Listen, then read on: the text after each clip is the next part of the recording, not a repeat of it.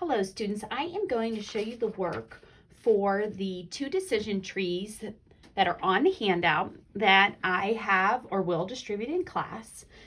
We will be doing or have done the soccer game example in class, but I'm going to redo it just so you have it as a review.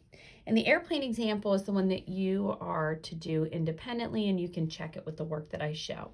So for the soccer game example, it says you are off to soccer and love being the goalkeeper, but that depends who is the coach today. With Coach Sam, the probability of being goalkeeper is 5/10 or 50%. With Coach Alex, the probability of being goalkeeper is 3/10 or 30%. Sam is coached more often, about 6 out of every 10 times, so that's a probability of 6/10 or 60%. What we want to know is the probability that you will be goalkeeper today. This is considered a dependent event because it depends on who is the coach. So whenever we have a dependent event, we use a decision tree to help us discern what the overall probabilities will be. So when you're doing a decision tree, it's just a sequential listing of the events in the order that they will happen. So the first decision that will be made is who will be the coach when you get there. So that will be the first branch. So I'm just going to label it C for coach, and there are two options.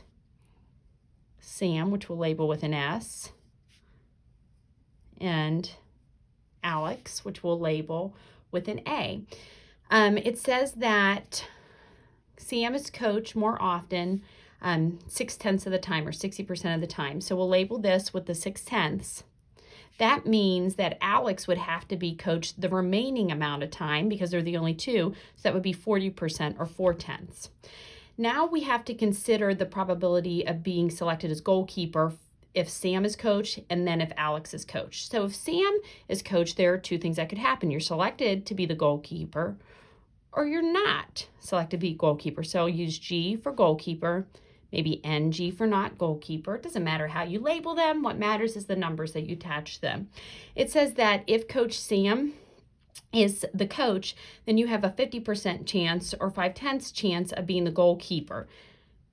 The only other option is not being the goalkeeper, and those have to sum to 1, so it would also be a 50% chance of not being goalkeeper. If Alex is the coach, the probability of being goalkeeper is 30% or 3/10. So we'll have goalkeeper, and on that branch, we put the 3/10. That would mean that the probability of not being goalkeeper, because it has to add to 1, would be 70% or 7/10. You have all the numbers that you need in here, so now you find the associated probabilities.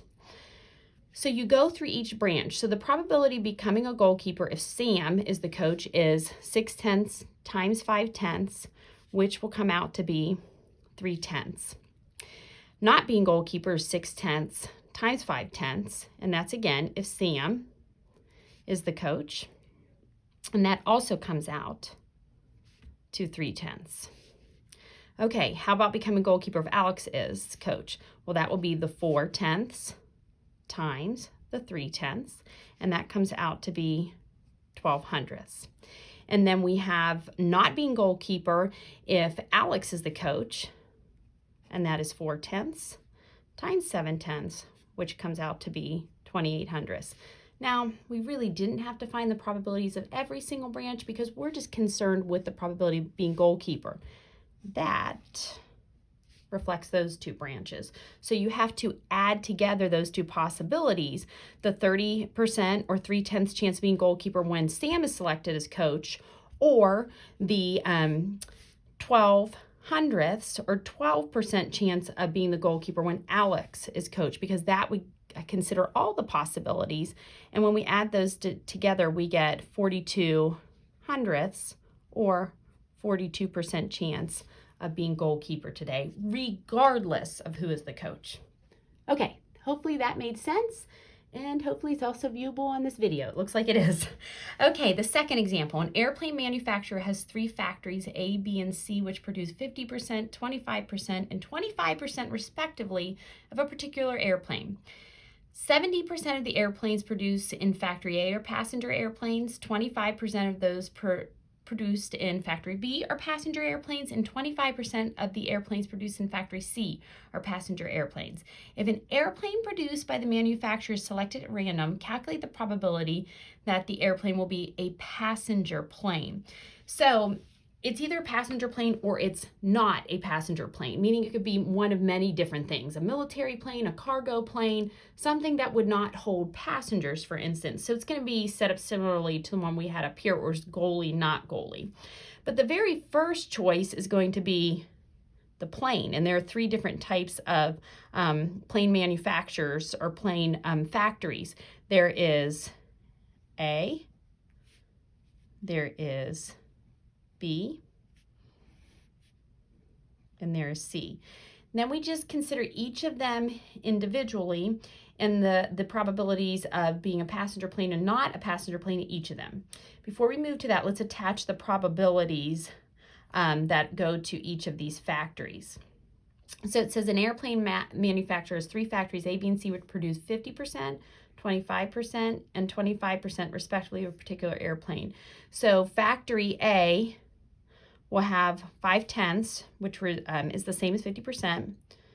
Factory B will have 25/100, which is the same as 25%. And then we'll attach the other 25/100 or 25% to factory C. Then from there, we have to consider the probability of producing a passenger plane and not producing a passenger plane at each. So it says that 70% of the airplanes produced in factory A are passenger planes. So a 0.7 will go with passenger plane, whereas a 0.3 will go with not passenger plane. For B, and I've not left very much room, so please forgive me.